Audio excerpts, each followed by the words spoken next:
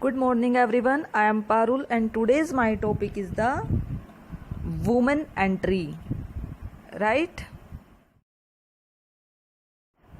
Student, last time हम लोगों ने बात करी थी वुमेन एंट्री की।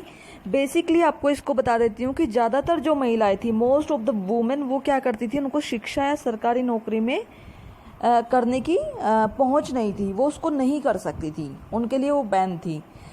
और इसमें क्या था, ओनली जो आपके रॉयल फैमिली थी वही कॉन्वेंट स्कूल में पढ़ती थी, बाकी को, और बाद में उनकी शादी कर दी जाती थी, उनको भी जॉब करने की वो नहीं थी परमिशन। महिलाओं का जो वेजेस था वो पुरुषों से कम था।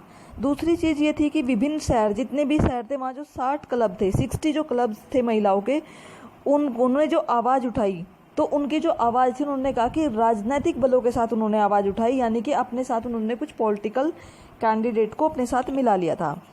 तीसरी चीज़ इसमें नेक्स्ट ये थी कि सबसे प्रसिद्ध क्लब जो थे, क्रांतिकारी और रिपब्लिक, जिनमें महिलाओं की सोसाइटी थी, वो मेन था। अब इन्होंने क्या काम किया, disappointed the constitution of 1791 reduce them passive citizen. इन्होंने 1971 में संविधान में उन लोगों के जो नागरिक अधिकार थे, उनके जो अधिकार थे, उनको निष्क्रिय कर दिया।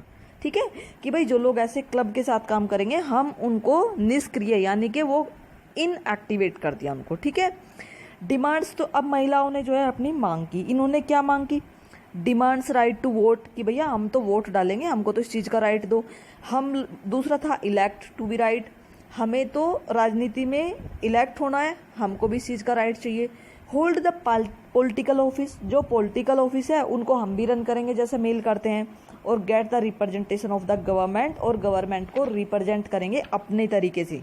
ठीक है, ये नहीं कि घर में मेल ने कहा कि आपको यहाँ वोट डालनी है तो यहीं डालेंगे, नहीं, वो मेरा अपना राइट होगा। ठीक है, दूसरी साइड क्या हुआ कि जो आतंक शासनकाल के दौरान जो नई सरकारें थी, उन्होंने महिलाओं को बंद कर दिया और उनके जो क्लब थे उन पर प्रतिबंध लगा दिया। फिर 1964 में महिलाओं को फ्रांस में सबसे पहले वोट देने का राइट मिला। इसी के अकॉर्डिंग आज हमारा नेक्स्ट हेडिंग है एबोलिशन ऑफ द स्लेवरी। जो एबोलिशन था स्लेवरी जो प्रथा वहाँ चली थी, जो ट्रायंगल शेप में जो ट्रेड होता था उसके बारे में, उसको किस तरीके से समाप्त किया गया।